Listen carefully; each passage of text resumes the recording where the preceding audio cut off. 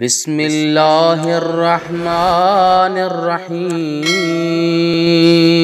السابع إلا في بلوغ الاحتیاط بین القولین قبل البلوغ۔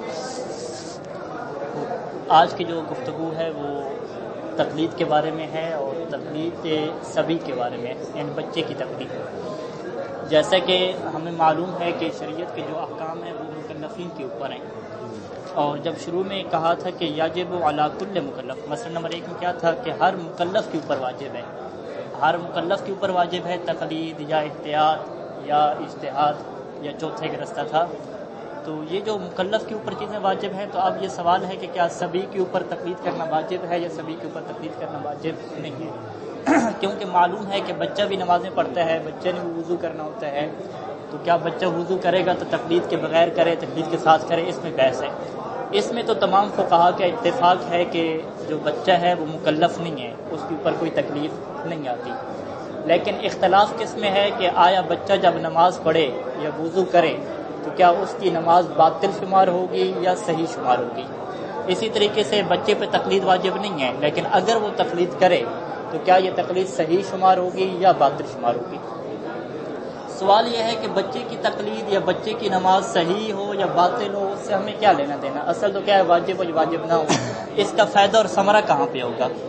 اس کا ثمرہ کیا ہے؟ بہت ساری جگہوں پہ جائز ہوگا، جیسے کہ آج یہ بیان کریں گے کہ اگر ہم اس بات کے قائل ہو جائیں کہ بچے کے لیے تقلید کرنا صحیح ہے، تو اس کا مطلب یہ ہے کہ اگر اس کا مجتہد فوت ہو جائے، اور ہم نے کہا تھا کہ تقلید بقائی کسے کہتے ہیں کہ جب زندگی میں تقلید کی ہو، زندگی میں تقلید کی ہو، تو اب یہ بندہ کیا ہے، تقلید کے اوپر باقی رہنا چاہتا ہے، تو یہاں پہ آپ کیا کریں گے؟ یعنی ہم شروع سے بیان کرتے ہیں، آیا میت مجتہد کی تقلید کرنا جائز ہے یا جائز نہیں ہے؟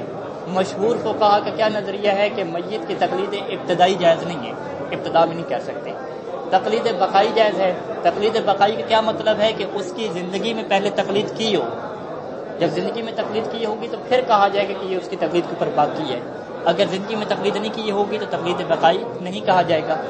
اب جو بالغ انسان ہے جب وہ تقلید کرے گا اس کی تقلید صحیح ہے، اب یہ باقی رہنا چاہتا ہے، تو اس کے لیے کیا ہے، بقا کا معنی بنتا ہے کہ مجتہد کی تقلید کے اوپر باقی رہنا جائز ہے۔ لیکن اگر آپ کہیں کہ جو بچے کی تقلید ہے وہ باطل ہے، وہ کل عدم ہے، جب کل عدم ہے تو اب یہ اگر میت کی تقلید کرنا چاہ رہا ہے اور زندگی میں تقلید کی ہے، تو زندگی والی تقلید بچے کی کیا ہوگی؟ کل عدم ہوگی، باطل ہو گئی۔ تو اس کا مطلب ہے آپ بلوغت کے بعد اگر وہ میت کی تقلید کرنا چاہ رہا ہے تو یہ تقلید ابتدائی ہوگی، تقلید بقائی نہیں ہوگی۔ آپ کہیں گے مولانا صاحب اس نے بلوغت سے پہلے تقلید کی ہوئی تھی، بلوغت سے پہلے اس میت کی تقلید کر رہا تھا، تو ہم کیا کہیں گے؟ ٹھیک ہے کر رہا تھا، لیکن اس کی تقلید صحیح نہیں تھی، بلکہ کیا تھی؟ باطل تھی، لہٰذا اس کے لیے اب یہ دروازہ بند ہو گیا ہے کہ اسی مجتہد کی تقلید کے اوپر باقی رہے۔ کیوں؟ اگر وہ مجتہد کی تقلید کے اوپر باقی رہے گا تو یہ اسے بقا نہیں کہا جائے گا، اسے ابتدا کہا جائے گا۔ اور تقلید ابتدائی میں مشہور کا کیا نظریہ ہے کہ تقلید ابتدائی میت کی آپ نہیں کر سکتے، اگر کر سکتے ہیں تو بقائی کر سکتے ہیں، تو یہ بہت بڑا ثمرہ ہے۔ لہذا صبی کی تقلید آیا صحیح ہے یا باطل ہے؟ صحیح ثانی نے کیا فرمایا کہ صحیح کی تقلید، معذرت، بچے کی تقلید یا صبی کی تقلید کیا صحیح ہے؟ تو اس کا ثمرہ کیا نکلے گا کہ اگر اس کا مجتہد مر جاتا ہے تو جس طریقے سے بالغ افراد کے پاس آپشن ہے باقی رہنے کا، اسی طریقے سے اس کے پاس بھی آپشن رہے گا۔ واضح؟ صبی کے ساتھ یہاں پہ ایک قید لگا ہے الممیز۔ صبی یا ممیز سے کیا مراد ہے؟ ممیز عربی کا مطلب ہے تمییز، یعنی اچھے اور برے میں تمییز کرنا۔ تو ممیز کی اصطلاح ایک دفعہ آتی ہے باب تقلید میں، اور یہی ممیز کی اصطلاح آتی ہے باب نکاح میں۔ باب نکاح میں آپ کیا کہتے ہیں کہ خواتین کے لیے بالغ سے پردہ واجب ہے اور اس بچے سے پردہ واجب ہے جو ممیز ہو، لیکن ممیز فی باب نکاح میں ممیز کا مطلب اور ہے، اور تقلید کے مسئلے میں جو ممیز آتے ہیں اس کا مطلب اور ہے۔ اسے فقہی اصطلاح میں کہتے ہیں الممیز بحسب کل باب، ہر باب کے اعتبار سے ممیز کا الگ معنی ہے۔ فرض کریں نکاح کے باب میں، نکاح کے مسئلے میں یا پردے کے مسئلے میں، حجاب کے مسئلے میں ممیز کسے کہا جائے گا؟ ممیز اس سے کہا جائے گا جسے پتہ ہو کہ شادی کیا ہوتی ہے، خاتون کے حسن کیا ہوتا ہے، اس کا جمال کیا ہوتا ہے، ان چیزوں کو اسے پتہ چلتا ہو، جیسا کہ آج کل کے معاشرے کے ہر بچے کو چھوٹے سے چھوٹا اسے پتہ چل جاتا ہے۔ لیکن تقلید کے مسئلے میں آ جائیں تو کیا بچے کو یہ پتہ چلتا ہے کہ تقلید کیا ہوتی ہے، مجتہد کسے کہتے ہیں، فتویٰ کسے کہتے ہیں؟ ہو سکتا ہے اسے پتہ نہ چلے۔ 5-6 سال کا بچہ ہے، اسے خواتین کے بارے میں ساری معلومات ہیں، سب کچھ پتہ ہے، لیکن تقلید کے مسئلے میں آتا ہے، اجتہاد کے مسئلے میں آتا ہے تو اسے کیا ہے کلمہ تک بھی نہیں آتا. تو کیا اس بچے کو ممیز یہاں پہ کہا جائے گا؟ آغا سیستانی صاحب نے کیا فرمایا یہاں پہ؟ سبیہ ممیز کی تقلید جائز ہے. تو کیا اسے ممیز کہا جائے گا یا نہیں کہا جائے گا؟ آپ کہیں گے نہیں، باب تقلید میں اسے ممیز نہیں کہا جائے گا. ٹھیک ہے، دیگر مسائل میں یہ ممیز ہے لیکن باب تقلید میں ممیز نہیں کہا جائے گا. لہٰذا جب ہم یہاں پہ کہہ رہے ہیں کہ یصح التقلید من الصبی الممیز، تو ہم سوال اٹھاتے ہیں کہ اس ممیز سے کیا مطلب ہے؟ تو اس ممیز کا اس کا جواب کیا ہوگا؟ یہاں پہ ممیز سے وہ بچہ مراد ہے کہ جسے پتہ ہو کہ مجتہد کون ہوتا ہے، تقلید کیسے کی جاتی ہے، فتویٰ کیا ہوتا ہے، اس کے اوپر عمل کیسے کیا جاتا ہے، یہ ساری چیزوں سے پتہ ہوں. اور یہ کس بچے کو پتہ ہوں گی؟ جس کی والد اچھی تربیت کر رہا ہوگا، وہ 10-12 سال کا ہوگا تو اسے سارا پتہ ہوگا کہ آیت اللہ سیستانی کون ہے، نماز کیسے پڑھنی ہے اور کس کے فتویٰ کے مطابق پڑھنی ہے، ساروں سے پتہ ہوگا. لیکن اگر والد کی طرف سے اچھی تربیت نہ ہوئی تو وہ باب نکاح والا ممیز تو ہوگا، یعنی اس سے پردہ کرنا تو واجب ہوگا، لیکن جو باب تقلید والا ممیز ہے وہ ممیز نہیں کہا جائے گا. لہٰذا جب بھی مطلقاً کہا جائے کہ بچہ ممیز ہے جو ممیز نہیں ہے تو آپ فوراً پوچھیں کہ آپ فقہی حکم کون سا پوچھنا چاہ رہے ہیں. کیا نکاح والا حکم پوچھنا چاہ رہے ہیں؟ وہ آتے ہیں کہتے ہیں کہ مولانا صاحب میرا بچہ 6-7 سال کا ہے، ماشاءاللہ بڑا سمجھدار ہے، بڑا ہوشیار ہے، تو کیا وہ تقلید کر رہا ہے تو صحیح ہے؟ تو ہم کیا کہیں گے؟ سمجھداری کس مسئلے میں ہے اس کی؟ ٹھیک ہے، کیا اسے پتہ چلتا ہے کہ تقلید کیا ہوتی ہے؟ وہ کہتے ہیں نہیں، یہ تو نہیں پتہ چلتا. اگر یہ پتہ نہیں چلتا تو اس کی تقلید باطل ہے، اس کی تقلید صحیح نہیں ہوگی. جب تقلید صحیح نہیں ہوگی تو اب وہ بالغ ہو گیا، اس کا مجتہد فوت ہو چکا ہے، اب وہ باقی نہیں رہ سکتا. ٹھیک ہے، لہٰذا یہ نقطہ ہے. یصح التقلید من الصبی الممیز یعنی الممیز فی باب التقلید لا فی باب النکاح. فاذا مات المجتہد، جب مجتہد مر جائے، کون سا مجتہد؟ الذی قلدہ، جس مجتہد کی اس صبی ممیز نے تقلید کی تھی، قبل بلوغ ہی، اس کی بلوغت سے پہلے فوت ہو گیا وہ مجتہد، تو کان حکمہ حکم غیر ہی، تو اس بچے کا حکم وہی ہوگا کہ حکم غیر ہی، کہ جو اس بچے کے غیر کا حکم یعنی جو بالغ ہوتا ہے اس کا حکم ہوتا ہے، جو کہ 7 نمبر مسئلے میں آئے گا. 7 نمبر مسئلے میں بیان کریں گے کہ آیا میت کی تقلید کے اوپر باقی رہنا جائز ہے یا جائز نہیں ہے، اور اگر باقی رہنا جائز ہے تو کس صورت میں جائز ہے، اور بعض صورتیں ایسی بھی ہیں کہ میت کی تقلید پر باقی رہنا واجب ہو جاتا ہے. وہ کون سی صورتیں مجھ سے بعد میں آ جائیں. الا فی وجوب الاحتیاط بین القولین قبل البلوغ، لیکن قبل البلوغ وہ تقلید تو کرے گا، لیکن بعض صورتیں آگے آئیں گی انشاءاللہ یہ بھی، کہ ایک صورت وہ آگے آئے گی کہ آپ کو نہیں پتہ چلتا کہ عالم مجتہد کون ہے. اگر آپ کو نہیں پتہ چل رہا کہ آج کل عالم کون ہے تو وہاں پہ کچھ موارد ایسے ہیں کہ جہاں پہ احتیاط کرنا ضروری ہوتا ہے. فرض کریں مجتہدین میں اختلاف ہے، ایک کہتے ہیں قصر نماز پڑھنی ہے، ایک کہتے ہیں پوری نماز پڑھنی ہے، تو وہاں پہ تقلید اگر آپ کر رہے ہیں اور عالم کی تقلید کرنی ہے اور عالم کا نہیں پتہ چل رہا تو کچھ موارد ایسے ہیں جہاں پہ احتیاط کرنا واجب ہے. لیکن یہ جو بچہ ہے اس کے لیے احتیاط کرنا واجب نہیں ہوگا. اس کی کیا وجہ ہے؟ کیونکہ اس کے اوپر وجوب نہیں ہے، شرعی تکلیف نہیں ہے، لہٰذا اس کی تقلید تو صحیح ہوگی الا فی وجوب الاحتیاط. لیکن وجوب احتیاط جو 2 فتووں کے درمیان کرنی ہے بالغ سے پہلے، یہ وجوب احتیاط والا حکم اس بچے کے لیے ثابت نہیں ہوگا. باقی سارے احکام میں کیا ہو جائے گا؟ بالغ کی طرح ہو جائے گا، سوائے جہاں پہ احتیاط کا وجوب آئے گا اس سے کیا ہے ختم ہو جائے گا. اب احتیاط کرنا کہاں پہ واجب ہوتی ہے اس کی ساری تفصیلیں کیا ہیں 8-9 نمبر مسئلے میں انشاءاللہ بعد میں آئیں گی. استثناء کہاں سے ہوگا؟ لا یصح سے استثناء کس چیز سے ہوگا؟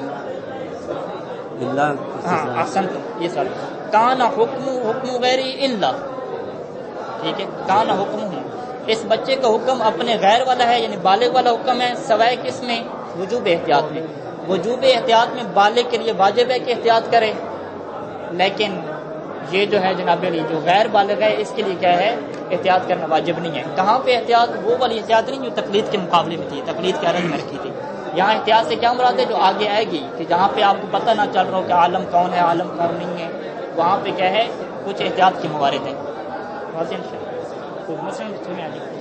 یجوز و تقلید و من، اس مجتہد کی تقلید کرنا جائز ہے یا اس شخص کی تقلید کرنا جائز ہے کہ جس کے اندر یہ شروط پائی جاتی ہوں. یعنی اسے آپ کیا کہتے ہیں کہ مرجع تقلید کی شروط کیا ہیں. ٹھیک ہے، کس کی تقلید کرنا جائز ہے؟ تو یہ لکھی ہوئی ہیں، بالغ ہو، عاقل ہو، ایمان. ایمان سے یہاں پہ کیا مراد ہے؟ مسلمان مراد نہیں ہے. ایمان سے کیا مراد ہے؟ شیعہ اثنا عشری مراد ہے. والذکورہ یعنی کیا مطلب؟ مرد ہونا چاہیے، خاتون کی تقلید جائز نہیں ہے. اجتہاد تو ضروری ہے. اجتہاد کی تعریف بالکل پہلے درس میں گزری تھی کہ ہم نے کیا کہا تھا کہ قرآن اور سنت، قرآن اور فرامین محمد و آل محمد سے حکم شرعی کو نکالنے کے نام اجتہاد ہے. جبکہ اہل سنت کے مطابق کیا ہے قرآن اور سنت سے ہٹ کے جو اپنی رائے ہے اس کو بھی کیا ہے وہ دخل کرتے ہیں. اسی وجہ سے ہم نے کہا ہے کہ اگر ہماری روایات میں مفتی کی مذمت آتی ہے یا اجتہاد کی مذمت آتی ہے تو وہ کون سے معنی میں مذمت آتی ہے؟ جو ان لوگوں کا معنی ہے. لیکن جو ہمارے نزدیک معنی ہے اجتہاد کا اس معنی میں مذمت نہیں آتی. اور یہ معنی ہمارے نزدیک اجتہاد کا یہ معنی کب پڑا؟ اس کی تاریخ ہے بہت پرانی نہیں ہے, یہ ابھی بھی تاریخ ہے. اور انشاءاللہ حلقہ میں آپ پڑھیں گے کہ اجتہاد پہلے کچھ عرصہ پہلے یعنی 600-700 سال تک ایک غلط معنی میں استعمال ہوتا تھا. غلط معنی کیا مطلب کہ قیاس آرائیاں کرنا, اپنی طرف سے کیا ہے حکم نکالنا.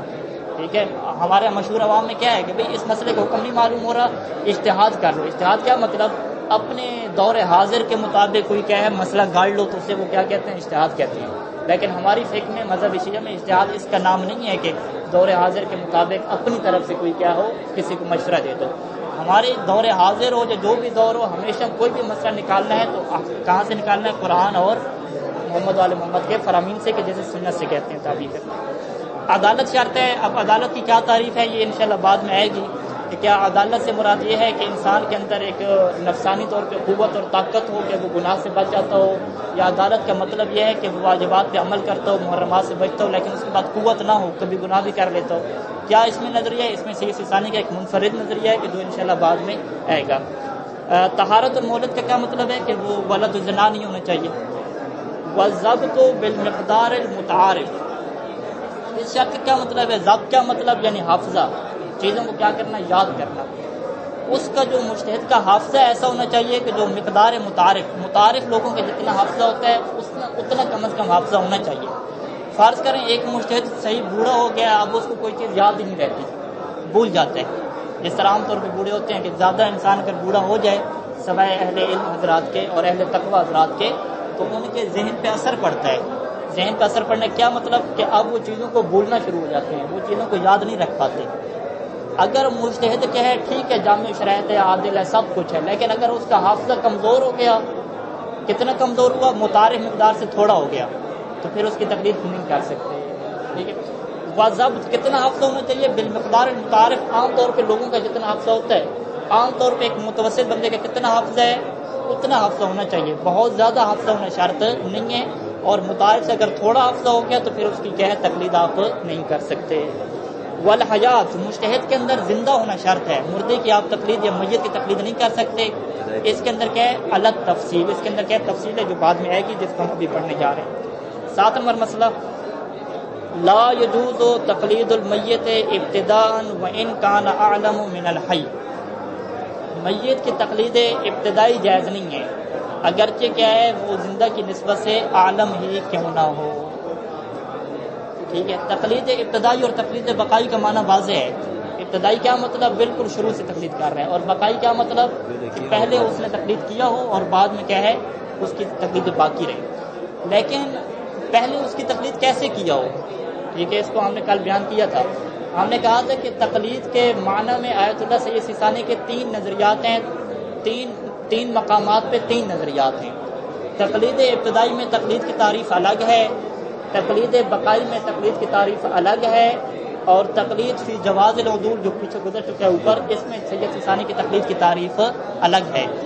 جو تقلید ابتدائی میں سید سیستانی تقلید کی کیا تعریف کی ہے؟ عمل سے تعریف کی ہے کہ عمل کریں گے تو تقلید ہوگی, عمل نہیں کریں گے تو تقلید نہیں ہوگی. لیکن تقلید بقائی میں کیا کہیں گے کہ نہیں, عمل ضروری نہیں ہے, جیسے کہ بیان کریں گے, بلکہ التزام ضروری ہے. ایک یہ نقطہ اس کی طرف متوجہ رہیں. اور دوسرا نقطہ یہ ہے کہ یہ جو مسئلہ نمبر 7 ہے یہ آیت اللہ سیستانی کے مقلدین کے لیے نہیں ہے. فرض کریں آیت اللہ سیستانی کو خدا لمبی عمر دے, اگر وہ دنیا سے چلے جاتے ہیں تو ہم کیا کہیں کہ سید سیستانی نے 7 نمبر مسئلے میں کہا تھا کہ آپ میت کی تقلید پہ باقی رہ سکتے ہیں اگر وہ عالم ہو. فرض کریں تو ہم ان کی تقلید پہ باقی رکھتے ہیں, ایسا نہیں ہے. بلکہ 7 نمبر مسئلہ کن کے لیے ہے؟ سید خوئی کے مقلدین کے لیے ہے. یعنی 7 نمبر مسئلہ ان لوگوں کے لیے ہے کہ جن کا مجتہد فوت ہو گیا ہو. اس کی کیا وجہ ہے؟ اس کی یہ وجہ ہے کہ آپ کے لیے آیا میت کی تقلید پہ باقی رہنا جائز ہے یا جائز نہیں ہے, یہ اس مسئلے میں زندہ کی تقلید کرنا کیا ہے ضروری ہے. انشاءاللہ اس کی تفصیل بعد میں آئے گی, ابھی اجمالی طور پر بیان کر دوں کہ آیت اللہ سید سیستانی کے فوت ہو جانے کے بعد ہم سب کے لیے واجب ہوگا کہ زندہ سے پوچھیں کہ کیا میت کی تقلید جائز ہے یا جائز نہیں ہے. اگر وہ کہیں جائز ہے تو پھر کر سکتے ہیں, اگر وہ کہیں کہ جائز نہیں ہے اس طرح حافظ بشیر صاحب الحفیظ وہ کہتے ہیں میت کی تقلید جائز نہیں ہے. فرض کریں آیت اللہ سید سیستانی صاحب چلے جاتے ہیں, ہم حافظ صاحب سے پوچھتے ہیں کہ میت کی تقلید جائز ہے, وہ کہتے ہیں نہیں میت کی تقلید جائز نہیں ہے. ہم کہتے ہیں سیستانی صاحب تو جائز کہتے تھے, ہم کیا کہیں گے نہیں ہم سیستانی صاحب کی ابھی تقلید نہیں کر سکتے. اس کی کیا وجہ ہے, اس کے پیچھے کیا فلسفہ ہے کہ جب بھی انسان اس دنیا سے چلا جاتا ہے تو اس کی جو دلیل اور اس کی جو فتویٰ کی حجیت ہے وہ بھی ختم ہو جاتی ہے.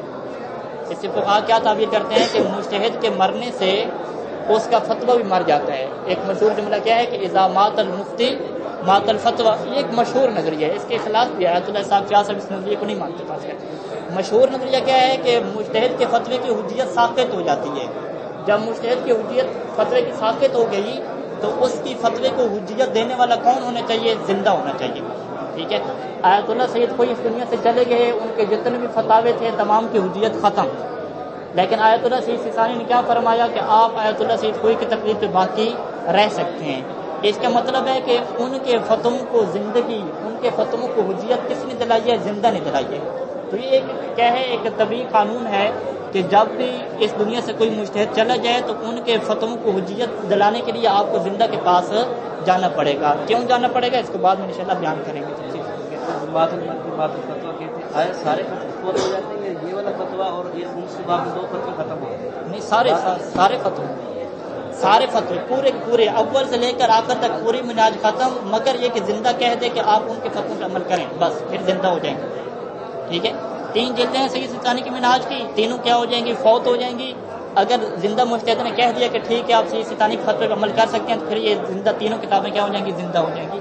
اس فتوے میں کوئی مثال کے طور پر سید سیستانی کہتے ہیں کہ میت کی تقلید ابتدان آپ بھی کر سکتے ہیں, کوئی فتویٰ ان کا فتویٰ ان کے فتوے سے مختلف ہے. ہاں, فرض کریں ہم حافظ صاحب کو لے لیتے ہیں.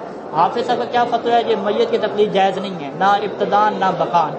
حافظ صاحب اس دنیا سے چلے جاتے ہیں, ان کا مقلد سید سیستانی کے پاس آتا ہے کہ میں کیا کروں. سید سیستانی یہ فرماتے ہیں کہ میرے نزدیک حافظ صاحب کی تقلید کے اوپر آپ باقی رہ سکتے ہیں. ٹھیک ہے, تو وہ بندہ ان کی تقلید پہ باقی رہ سکتا ہے.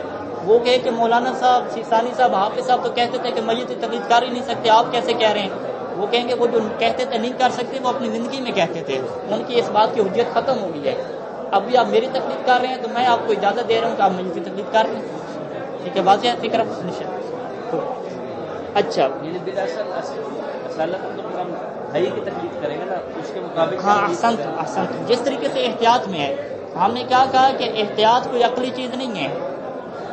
جس طریقے سے تقلید عقلی ہے, تقلید کیا مطلب جاہل کا عالم کی طرف جانا عقلی ہے, لیکن احتیاط عقلی نہیں ہے. احتیاط آپ تبھی کریں گے کہ پہلے تقلید کریں گے. مجتہد کہے گا ٹھیک ہے آپ احتیاط کر لو, پھر آپ احتیاط کریں گے. لہٰذا ہم نے کیا کہا تھا کہ احتیاط کا جو وجوب ہے وہ کیا ہے طول میں ہے, عرض میں نہیں ہے. اسی طریقے سے کیا ہے مجتہد کی تقلید پہ باقی رہنا, یہ بھی کیا ہے زندہ کی تقلید کے طول میں ہے. زندہ کہے گا تقلید کریں تو پھر کر سکتے ہیں, مگر نہ آپ نہیں کر سکتے. اچھا, یہ ایک اس میں نقطہ ہے. اور مسئلہ نمبر 6 میں ایک نقطہ رہ گیا. مسئلہ نمبر 6 میں آپ ساری شروط دیکھیں تو اس میں عالم کی شرط موجود نہیں ہے. مسئلہ نمبر 6 میں کیا ہے, بلوغ ہے, عقل ہے, ایمان, ذکورت, اجتہاد, اس میں عالم کی شرط نہیں ہے. اس کا مطلب ہے کہ عالم کی تقلید کرنا واجب نہیں ہے. پھر یہ مشہور کیوں ہوا کہ عالم کی تقلید کریں, اس کی تفصیل بعد میں آئے گی کہ عالم کی تقلید ایک مورد میں کرنی ہوتی ہے کہ جب فتویٰ میں اختلاف ہو جائے. فتویٰ میں اختلاف ہو گیا یعنی باب تعارض بن گیا تو تعارض کی صورت میں عالم کی طرف جانا ہوتا ہے. اگر فتویٰ میں اختلاف نہیں ہے تو آپ جس کی تقلید بھی کریں وہ کیا ہے جائز ہے. یہ بات سنائیے. مثلا 7 لا یجوز تقلید المیت ابتداء وان کان عالم من الحی. مثلا نمبر 7 آپ کے لیے نہیں ہے, یعنی ہم جو سیستانی صاحب کے مقلدین ہیں ہمارے لیے نہیں ہے, سید کوئی کے مقلدین کے لیے. وَإِذَا قَلَّدَ مُجْتَهِدًا فَمَاتَ, اگر ایک مجتہد کی تقلید کی فماتا, وہ مجتہد فوت ہو گیا. فَإِن لَمْ يَعْلَمْ وَلَوْ إِجْمَالًا, اگر اسے علم نہیں ہے اگرچہ علم اجمالی کیوں نہ ہو. کس بات کے علم نہیں ہے؟ بے مخالفت فتواہ, کہ اس میت کے فتوے مخالف تھے لفتوى الحی, زندہ کے مجتہد کے مخالف تھے.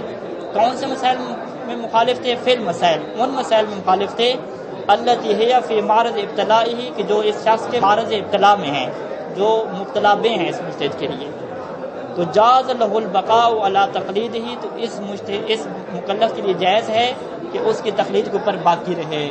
وہ پہلی شک. میت کی تقلید پہ باقی رہنا کب جائز ہے؟ ٹھیک ہے, جب فتووں میں اختلاف نہ ہو. یہ کیا ہے شارٹ کٹ ہے، لیکن اس کی تفصیل کیا ہے؟ فتووں میں اختلاف نہ ہو یا فتووں میں اختلاف کا علم نہ ہو، دو چیزیں ہیں، ٹھیک ہے؟ یہاں پہ یہ نہیں فرمایا کہ فتووں میں اختلاف نہ ہو، کیونکہ فتووں میں ہو سکتا ہے اختلاف ہو.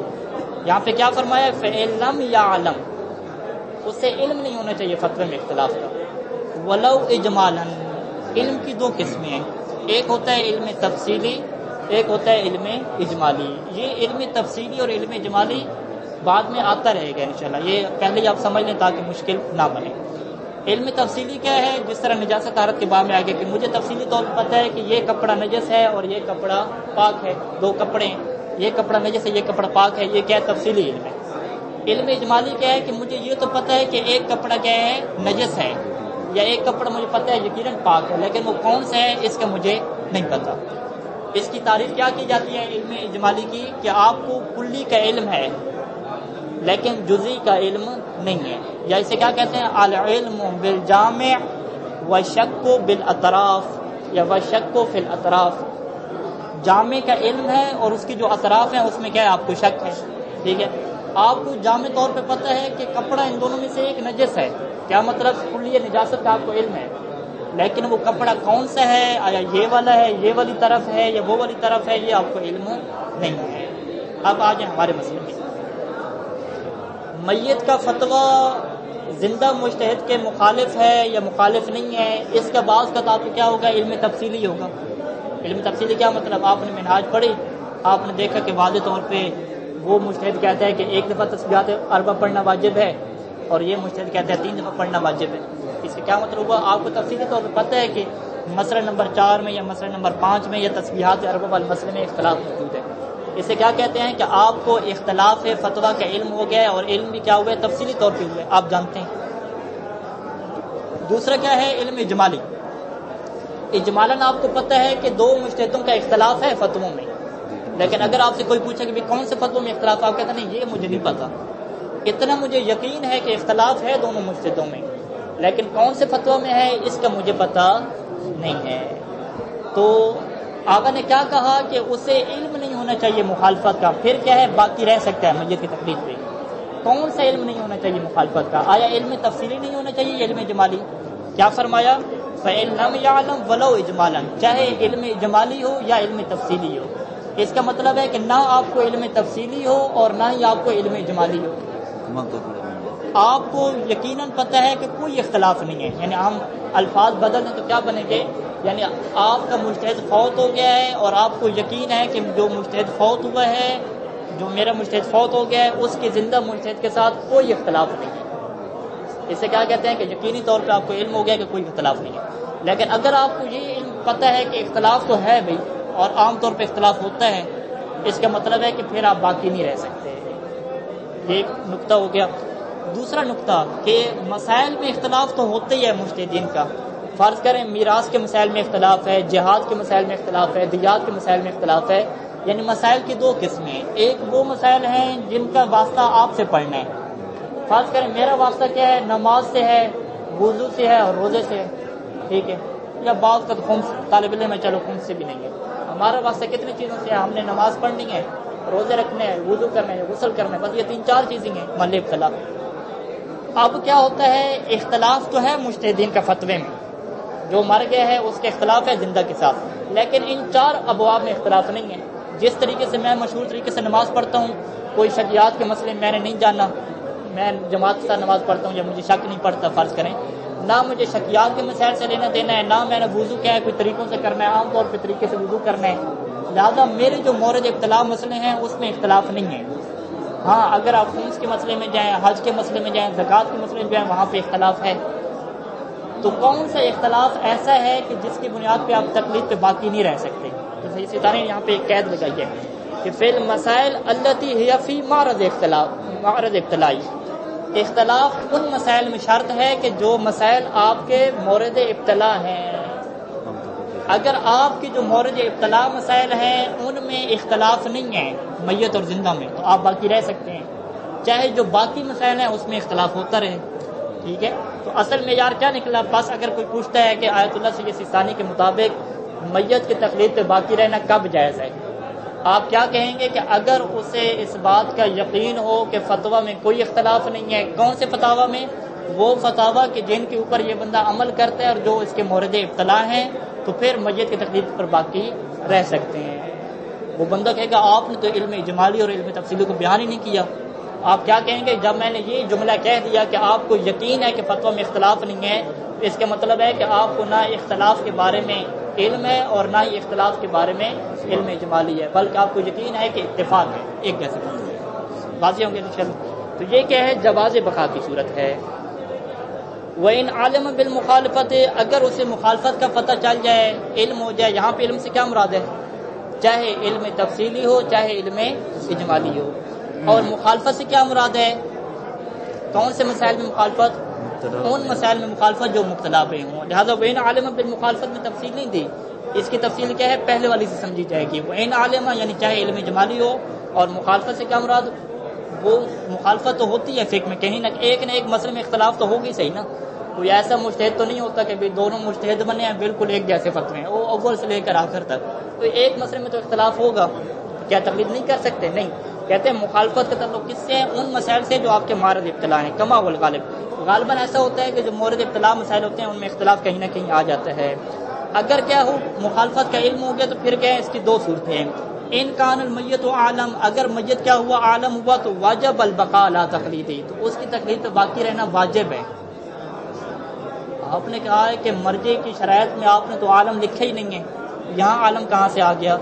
تو آگے آئے گا انشاءاللہ کہ عالم وہاں پہ آتا ہے جب مورد ابتلا فتاویٰ میں اختلاف ہو جائے۔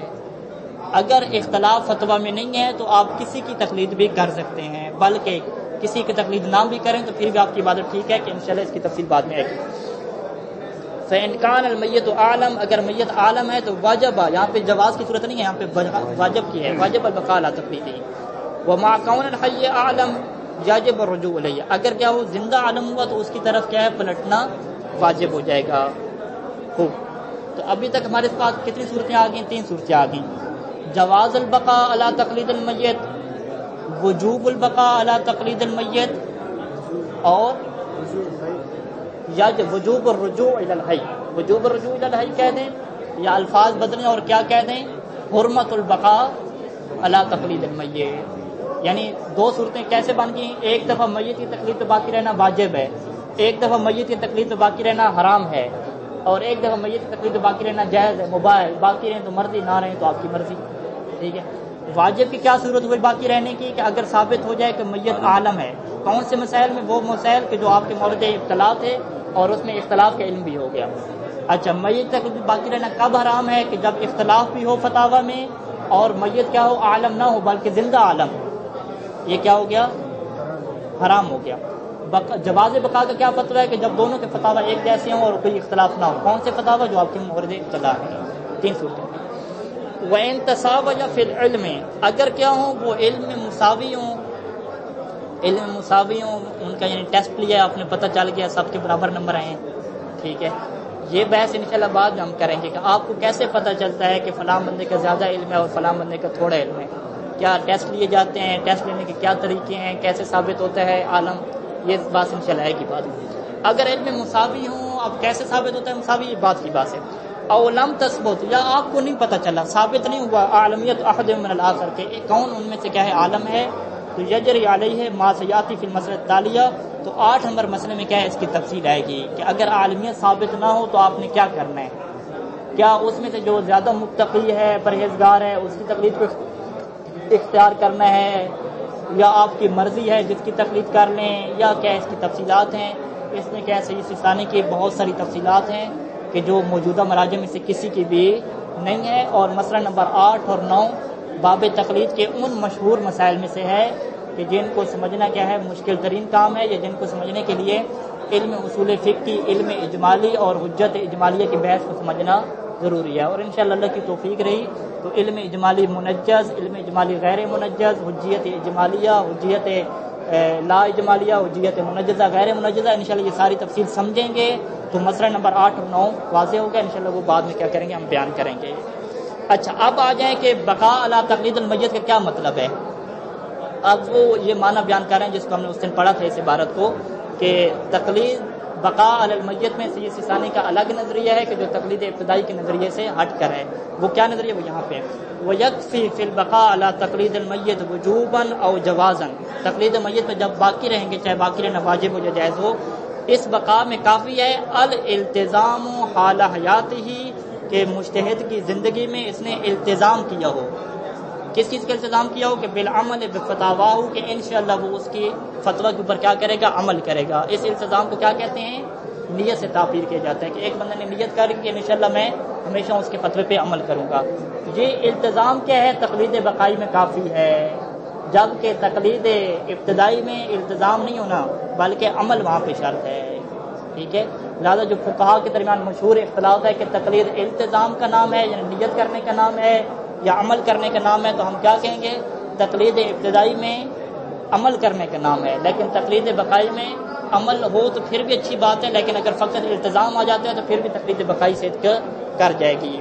سید خوئی کے اس میں کیا نظریہ, سید خوئی کہتے ہیں کہ اگر آپ کو مسئلے یاد ہیں تو پھر تو تقلید بقائی بنے گی, لیکن اگر آپ مسئلے بھول گئے ہیں میرے اور دوبارہ آپ منہاج کھول کے دیکھ رہے ہیں تو میں کیا کہوں گا, آپ تقلید پر باقی نہیں رہ رہے بلکہ دوبارہ سے آپ تقلید کر رہے ہیں کیونکہ آپ دوبارہ مسئلے پڑھ رہے ہیں, دوبارہ یاد کر رہے ہیں. لیکن سید سیستانی کیا فرماتے ہیں آگے کیا جملہ ہے ولا یعتبر فیہ فی البقاء علی تقلید المیت.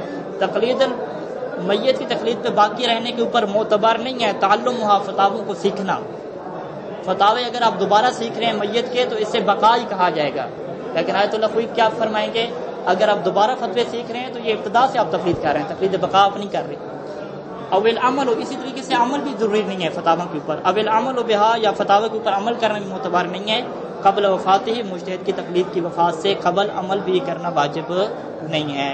بس خلاصہ کلام کیا ہوا کہ تقلید بقائی میں الالتزام فقط نیت کافی ہے. ایک مجتہد نے کیا کیا, ایک بندے نے کیا کیا, ایک مجتہد کی توضیح خریدی, نیت کر لی کہ انشاءاللہ میں اپنی زندگی میں اس کے فتوے پہ عمل کروں گا, اور ابھی تک کوئی نماز وغیرہ نہیں پڑھی, کوئی وضو نہیں کیا, اس کے فتوے کے مطابق کچھ بھی نہیں کیا, اس کا مجتہد کیا ہو گیا, فوت ہو گیا.